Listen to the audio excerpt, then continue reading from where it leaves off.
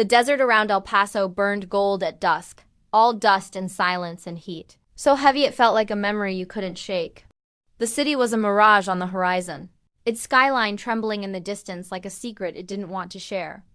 Asterisk, asterisk. Lucia Morales asterisk walked along the empty road. Her shoes powdered with sand, her throat dry, her face expressionless. She hadn't cried in 3 years. Not since the night her father's blood had painted the tiles of their kitchen floor. Not since the night. The world taught her that tears were a luxury the living didn't get to keep. Now, she just existed, half alive, half gone. Working days at a mechanic's shop.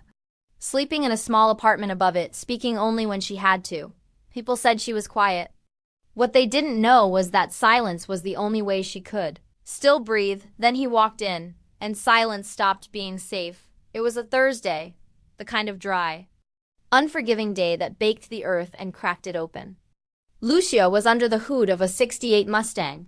Grease streaked across her hands, her hair tied up messily. She didn't hear the door at first. Just footsteps, heavy, slow, certain, then a voice. Deep, smooth, too calm for this side of town. How much to fix a bullet hole? She froze. When she looked up, he was standing there, tall, broad-shouldered, wearing a dark suit that didn't belong anywhere near a place that smelled of oil and gasoline. His eyes were the color of smoke.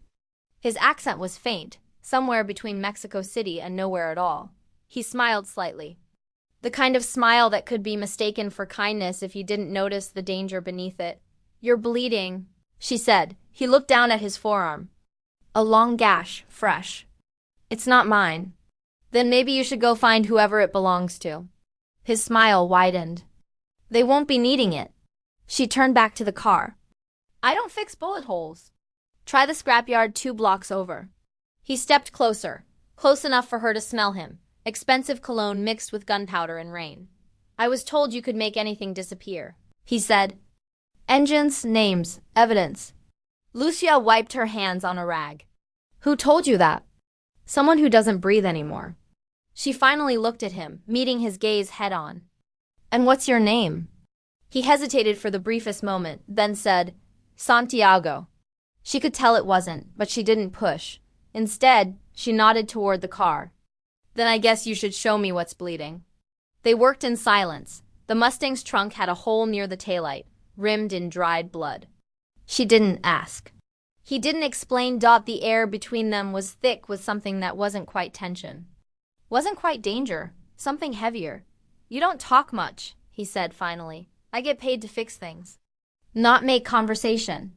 And what if some things can't be fixed?" She looked at him. "Then I bury them."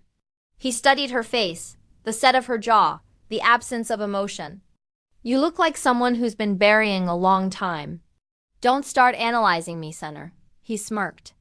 "You'd hate me less if I did. Why would I hate you?" "Because I remind you of someone."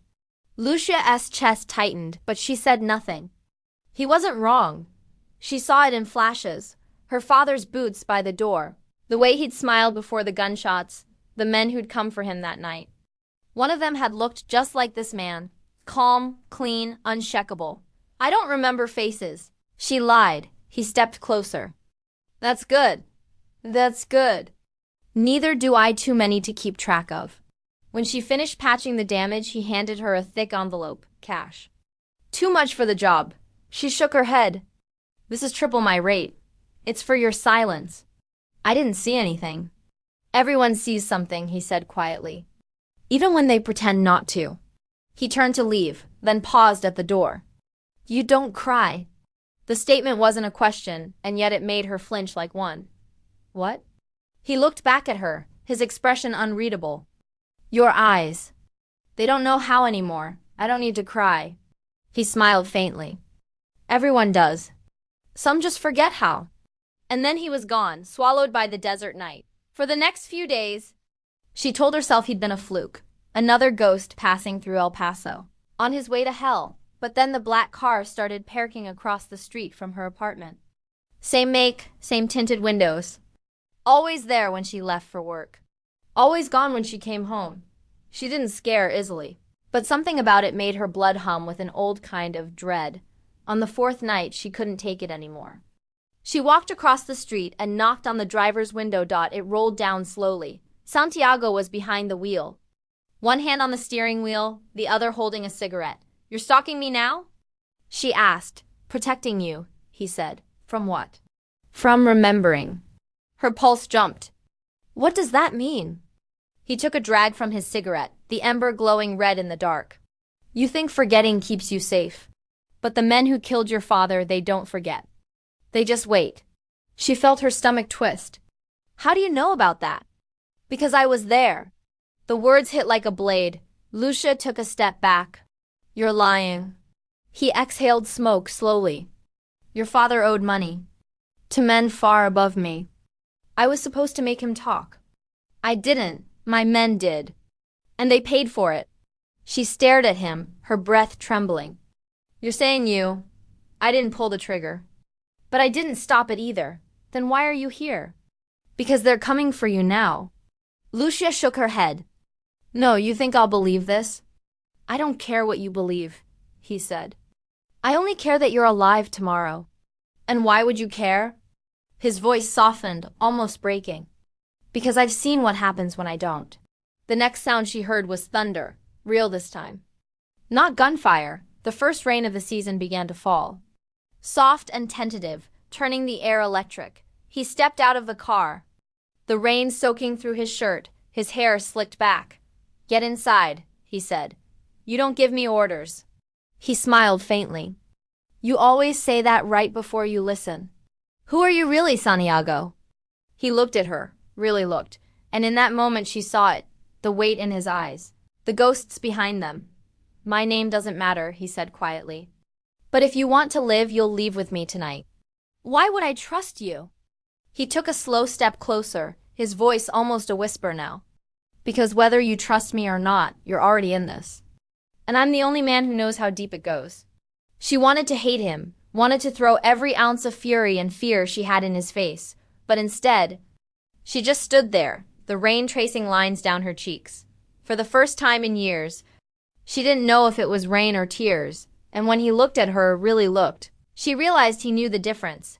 The rain didn't stop for 2 days. It poured over El Paso like it wanted to wash the desert away, flooding the gutters, darkening the sky until even the neon lights looked bruised. The world felt smaller, softer, and for the first time in years, Lucia Morales felt something crack inside. She hadn't left with him that night, but she hadn't slept either.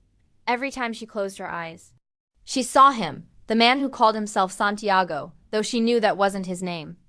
She saw his hands, steady even when he confessed to sins that could crush a soul.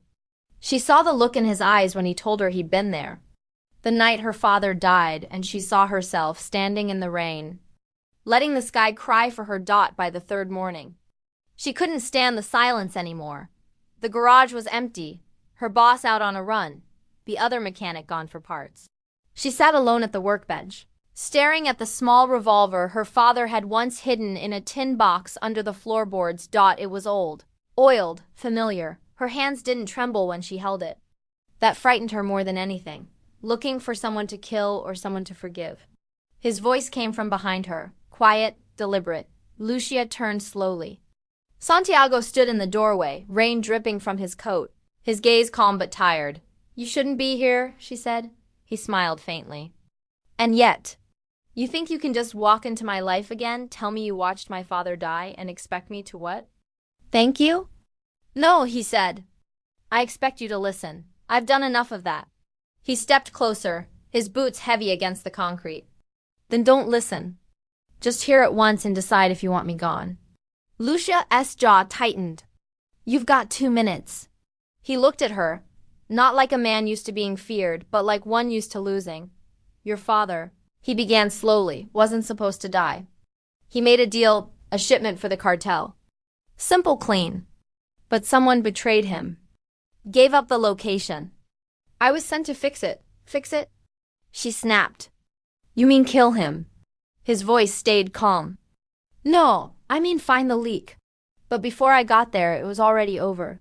Lucia's chest tightened. "Who?" He hesitated, then said, "My second in command. A man named Javier Cortez. He pulled the trigger. And now he runs what's left of the operation. Her fingers tightened around the gun.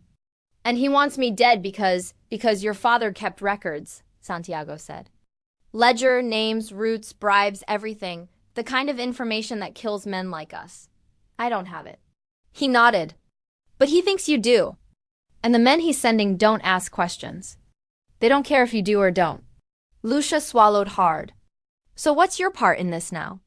Guilt? Debt? To who? He met her eyes. To you. They stared at each other in the thick humming quiet of the rain. Lucia felt something she hadn't felt in years. Not trust. Not comfort, but the faintest echo of warmth. Dangerous, unwanted warmth. Why tell me now? She asked, because the men coming for you don't care about timing. They're already in El Paso. You have 12 hours, maybe less. You're asking me to run. I'm telling you to survive. Her breath caught. And if I say no? He smiled, slow, tired. Then I'll stay and die with you. That night, the desert smelled of wet dust and gasoline. Lucia drove. Santiago sat beside her, silent, watching the highway disappear under the pale wash of moonlight. The rain had stopped, but thunder still muttered on the horizon. Where are we going? She asked. North, he said. A safe house near Las Cruces. And after that? We find Cortez. You think I'd let you face him alone?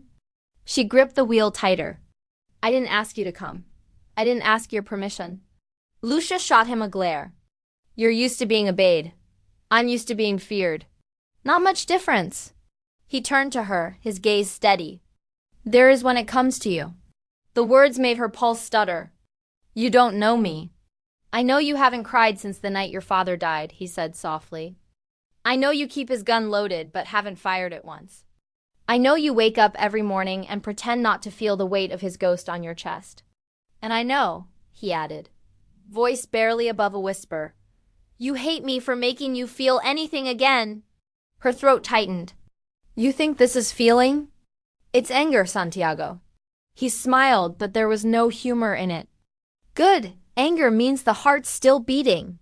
She looked away, blinking hard. The desert lights blurred in her vision. They reached the safe house past midnight. A small adobe building half hidden in the dunes. Inside, the walls were bare, the air thick with the smell of old dust and forgotten lives. Lucia collapsed into a chair, exhausted. Santiago poured 2 glasses of tequila, handed her one. To survival, he said. She didn't drink. You still haven't told me who you really are. He took a slow sip. Names don't matter, they do to me. He exhaled, set his glass down. Then here's the truth.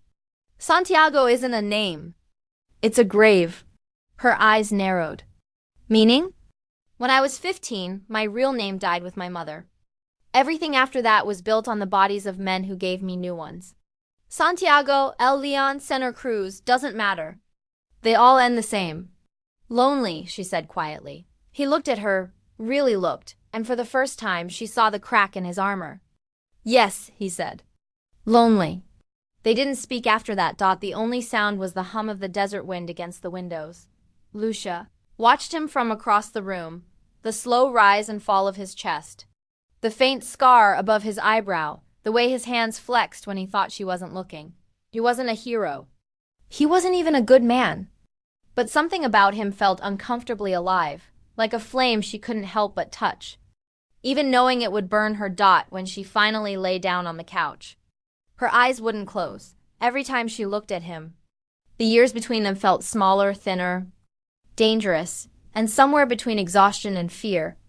She realized her cheeks were wet. She lifted a trembling hand, touching her face. Tears. Real ones, the first she'd shed in 3 years. Across the room, Santiago's eyes opened. He didn't say a word. He didn't move closer. He just watched her quietly, the faintest smile touching his lips, because he'd already seen them. The sun rose pale and red over the desert, spilling weak light across the adobe walls. Lucia Morales sat on the floor, back against the window, the same window where she'd watched the night fade into something quieter, sadder. She hadn't slept. Her eyes still burned from the tears she'd tried to hide, the strange crying. It felt like both a wound reopening and something being cleaned. But she didn't know what to do with that kind of pain. She didn't know how to live with it. Across the room, Santiago stood shirtless, a gun holstered at his side, cleaning another weapon at the table. His back was marked with scars, old ones carved deep. They looked like a language written by violence itself. Lucia couldn't stop staring. He noticed, of course. He always did. Something on your mind? He asked, not looking up. You don't sleep either, she said. Can't. Why not? He paused. Because I dream about the people I killed. She swallowed hard. You think saying that makes me pity you? He finally looked at her. No, I think it makes me honest. Honesty from a man with no real name, she said bitterly. That's new. He smiled faintly. Names don't make a man honest. Only his ghosts do. Lucia looked away, her fingers tightening around her knees. You talk like you've already died. In some ways, I have.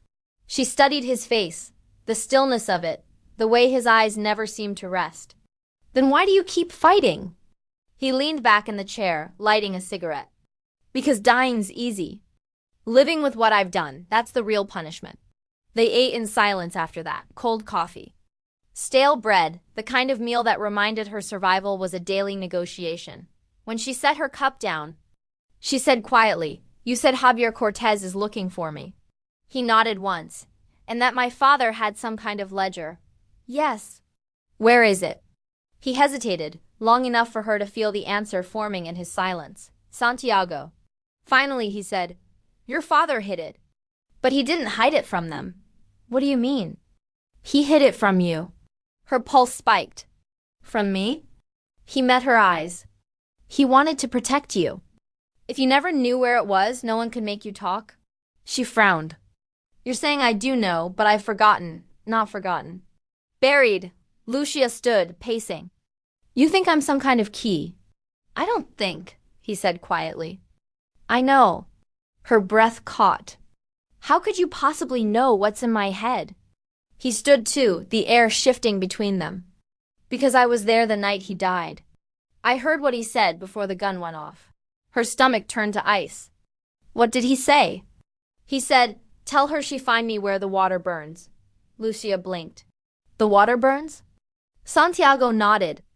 I didn't know what it meant then. But I do now. Where? He exhaled, looking out the window toward the horizon. A refinery. East of the border. He worked there before the business. The oil fields, they called it agua ardiente. The burning water. Lucia pressed her hand to her mouth. The memory crashing in like a wave, her father's smell of diesel and smoke. The nights he'd come home covered in soot, saying the desert had fire in its veins, though it was there. It had to be dot by nightfall. They were on the road again. The storm clouds had rolled back in, heavy and purple, the air electric with tension. Lucia drove this time. Santiago sat beside her, silent, watching the desert blur by in streaks of ochre and gold. When she finally spoke, her voice was quiet. Why are you helping me? He didn't answer right away. Because I'm tired of paying my debts in blood. That's not an answer. He looked at her. It's the only one that's true. Lucia clenched the wheel tighter. You think saving me erases what you did to my father? No, he said softly. Nothing erases that. Then why? He looked down at his hands. Because when I saw you, standing in that garage, eyes empty, face like stone, I saw what I made of the world. I saw what men like me leave behind. Her throat tightened. And what did you see? A woman too strong to die and too broken to live. She laughed, sharp and bitter. You think that's romantic? No, he said, eyes darkening. I think it's a tragedy. They reached the refinery near midnight. The place was a maze of rusted tanks and old steel, the air thick with the smell of oil and rain. Lightning flashed above, turning the puddles into mirrors of fire. This was his world. Lucia whispered. Santiago nodded. Then it'll be where we end this. They searched for hours, through offices, through storage sheds, through the old break room still filled with the ghosts of men who'd worked and died here. Nothing. Lucia dropped to her knees, exhausted. It's not here. Santiago crouched beside her. It is. How can you be so sure? Because I know men like your father. They don't hide truth in places they don't love. He lifted one of the floorboards near the corner, revealing a small metal box, corroded, sealed shut. Lucierd stared. You've got to be kidding me. He smiled faintly. He was a careful man. Santiago pried it open with his knife. Inside, wrapped in plastic, was a single notebook, its pages yellowed, its edges burned. The ledger. Names, numbers, bank accounts. Enough to burn the cartel to the ground. Lucia's breath caught. He died for this, yes. She closed her eyes. And you helped them. Santiago's voice was low. I didn't pull the trigger, but you didn't stop it either. He didn't deny it. Lucia looked up at him, rain dripping from her hair, her face carved in heartbreak and fury. Why did you save me? He took a step closer, his voice cracking. Because the day you stopped crying was the day I realized I'd killed more than your father. I'd killed you too. She stared at him, trembling. And now what? You think bringing me here fixes that? He shook his head. No, but maybe it lets me die knowing you'll live. She exhaled, broken. You don't get to decide that. He smiled faintly. I already have. And then the floodlights snapped on. Engines roared. Voices shouted in Spanish. Ahi estén. No los dejen escapar. Lucia's blood turned cold. Santiago's hand was already on his gun. Cortez.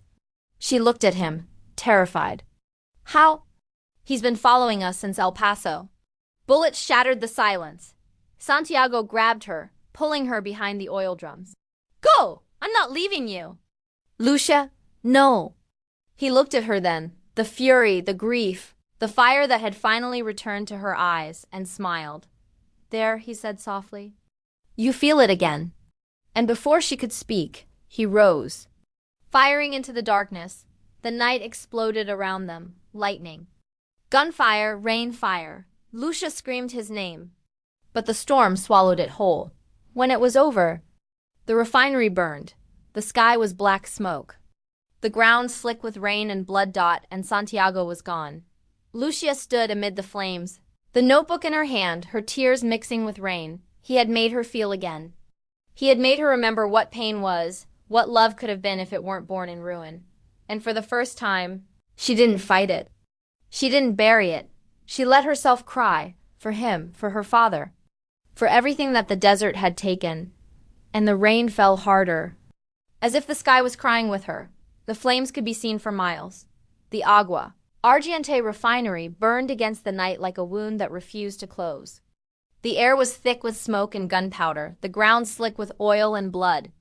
Lucia Morales stood alone in the storm of it all, soaked, trembling, her heart hammering against her ribs like it wanted to claw its way free.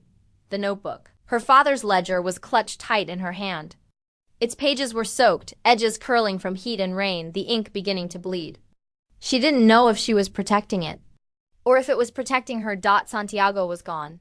The word echoed in her head, until it lost its meaning. Gone, dead, missing, vanished. Every possibility. Hurt in a different way, she stumbled forward, calling his name once, twice, but the wind stole it before it could reach the flames. Then came the headlights. Caravan of black trucks appeared from the desert road, their engines growling low, tires cutting through the mud. Lucia ducked behind the wreckage, heart in her throat. She knew before she saw his face who it was. Javier Cortez, the man who had killed her father. The man Santiago had once called brother. He stepped out of the first truck, tall, polished, untouched by the storm. His white shirt gleamed against the dark, a gold crucifix hanging from his neck. When he smiled, it didn't reach his eyes. Well, he said, his voice smooth and venomous, the Morales girl finally shows her face. Lucia froze. Cortez walked closer, flanked by men with rifles. You've been busy. Running with ghosts. Finding things that should have stayed buried. Her pulse thudded in her ears. You killed him. He laughed softly. Which one? Your father or Santiago? Both. Ah. He smiled. So he told you the truth. Her jaw tightened. He told me enough. Cortez nodded, studying her like a puzzle. He was a fool, you know? All that power, all that fear, and he wasted it protecting a mechanic's daughter who didn't even remember her father's sins. I remember enough. Do you? He said, his tone shifting. Do you remember your father's last words? Lucia's throat tightened. He said I'd find him where the water burns. Cortez chuckled. He said that to everyone. The man was a poet when he was scared. She glared at him. He wasn't scared. He was betrayed. And yet here we are, Cortez said. You standing in front of me with his blood on your hands, or is it Santiago's? Something in her broke. She raised the gun she'd taken from Santiago's car. Careful, Cortez said, raising a brow. You don't know how to kill yet. Her hands shook, but she kept her aim steady. You'd be surprised what I've learned. Cortez smirked. Then shoot. The rain pounded harder. Thunder rolled. The smell of burning fuel filled the air. Lucia hesitated, and in that heartbeat of hesitation, a shot rang out. Her body jolted backward, a searing pain tearing through her shoulder. The gun fell from her hand. She hit the ground hard, gasping. Cortez's men swarmed forward, kicking the weapon away. Dragging her up by the arms, Cortez walked closer, wiping the rain from his face. You had a good run, he said. But this was always going to end the same way. Lucia spat blood at his feet. Go to hell. He smiled. Already been. He raised his pistol, then a voice cut through the storm. You always did talk too much. Javier, Cortez turned sharply, through the fire and smoke. A figure stepped forward, burned jacket, blood-stained, gun in hand. Eyes sharp as broken glass. Santiago. Alive. Cortez laughed. I thought I left you to die. You should have stayed to make sure. The two men stared at each other. Rain running down their faces like time itself had brought them back for this one moment. You think you can stop me? Cortez said. You're 1 man against 10. Santiago glanced at Lucia, still held by 2 of Cortez's men. Not 1, he said, before Cortez could respond. Lucia wrenched free, slamming her head back into one guard's face, grabbing his rifle as he fell. The next seconds blurred into chaos. Thunder, shouts, gunfire. Santiago moved like a storm in human form, every motion precise, inevitable. Lucia fired until the magazine clicked empty, her shoulder screaming with pain. When the smoke cleared, the refinery was quiet again. Only 1 man was left standing. Cortez. His gun was pointed at Santiago, who was kneeling now, wounded, breathing hard. You should have stayed dead, Cortez said. Santiago met his eyes, voice calm. I tried. Lucia, bleeding, staggered toward them. Don't. Santiago shouted. Stay back. But Cortez turned, raising his gun toward her. Santiago moved before he could think. 1 step, 1 shot. The bullet struck Cortez clean through the chest. He stumbled, surprise flickering across his face, then fell into the mud. Silence. Lucia dropped beside Santiago, pressing her hand to the wound in his side. You're bleeding, he laughed weakly. So are you. Don't do this, she whispered. Don't you dare. He reached up, his blood mixing with rain as he brushed a strand of hair from her face. You cried, he murmured. Her tears fell freely now. You made me. He smiled faintly. Then I did something right. Stay with me, she begged. Lucia. His voice cracked. I've spent my life destroying everything I touched. Don't let me destroy you too. You didn't, she whispered. You made me feel again. He exhaled, his hand slipping from hers. Then I can die seeing something beautiful. Don't, but it was too late. His eyes drifted closed. The rain fell harder. Thunder rolling across the mountains. Lucia held him, rocking back and forth, whispering his name through the storm. For the second time in her life, she wept for a man she loved, and this time, she didn't stop. By dawn, the refinery was gone. The cartel's men were dead or scattered. Cortez's empire had burned with the fire. Lucia stood at the edge of the desert, watching the smoke fade into the sky. In her hand, the notebook. On its final page, her father's handwriting. If she reads this, she's stronger than I was. If she feels again, she's freer than I ever could be. She folded the page, tucking it against her heart. The sun rose higher, the desert shimmering gold again. And for the first time in 3 years, Lucia didn't feel hollow. She felt everything. Grief, rage, love, hope. The ache of loss and the fire of life returning all at once, because he had made her remember what it was to be alive. He had made her feel again, and now It was her turn to live. The desert never forgot the dead.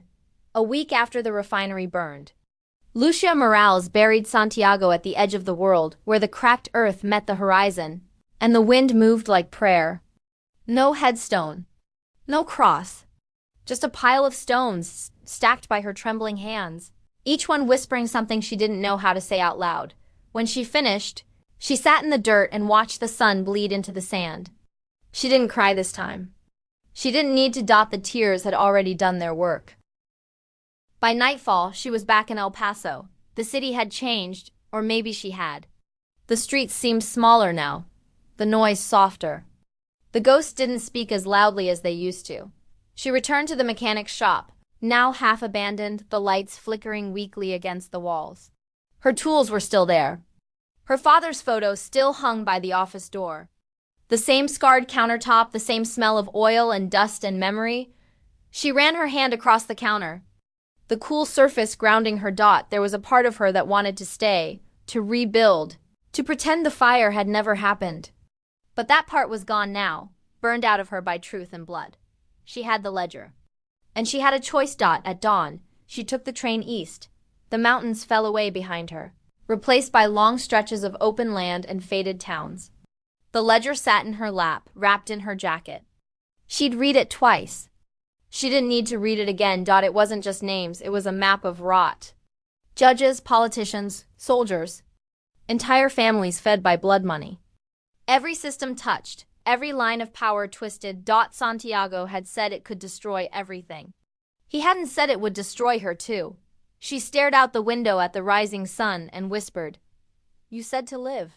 Then, slowly, she tore the first page out. And the second. And the third. By the time the train reached San Antonio, the wind had taken them all, hundreds of pages, scattering across the desert behind her like white birds escaping a cage.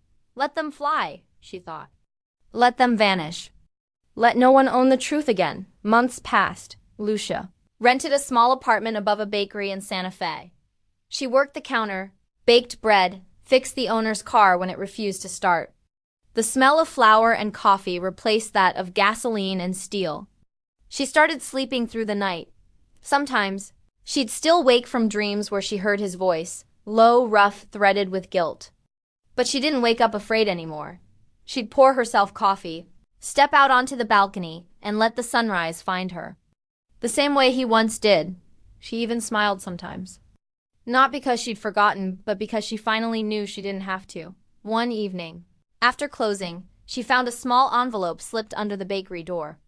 No name, no return address. Her chest tightened as she unfolded the single sheet inside. "You once told me dying would be easy. You were right. But letting you live, that was harder." Her breath caught. The handwriting was his. She read it again and again, tracing the ink until it blurred. It could have been a trick, a lie, a ghost's last joke. But deep down she knew. He'd survived once before. Maybe he'd done it again. Or maybe he hadn't. Maybe this was his way of saying goodbye. Either way. It didn't matter. She folded the letter carefully, pressed it to her heart, and whispered, "I hope you finally slept." That night, it rained again, a soft, gentle rain that turned the streets silver. Lucia stepped outside, letting it soak her hair, her clothes, her skin. She looked up at the sky, eyes open, mouth trembling somewhere between a laugh and a sob. "Do you see me now?" She whispered. A breeze answered. Warm, steady, familiar. She smiled. Good, because whether he was alive or just part of the rain now, he was watching. She could feel it. He had seen her at her worst, and now maybe he could see her at her best. The girl who had forgotten how to cry had learned again, not because he broke her, but because he taught her that feeling wasn't weakness. It was the proof that she had survived. Years later, travelers would tell stories about a woman who ran a small bakery in Santa Fe, a woman with quiet eyes and grease-stained hands who sometimes disappeared for days into the desert and came back, smelling of rain. Some said she was waiting for someone. Others said she was haunting the ghosts that once haunted her. But those who looked closely saw the truth. The faintest smile on her lips when the storms rolled in. The glint of gold around her neck, the shape of a wolf's tooth hanging from it. A keepsake. A promise. A memory that refused to fade. And when the thunder cracked across the horizon, she'd whisper into the wind, soft and certain, "I feel it now, Santiago. I feel everything." And somewhere, far beyond the desert, the rain would answer, "The end."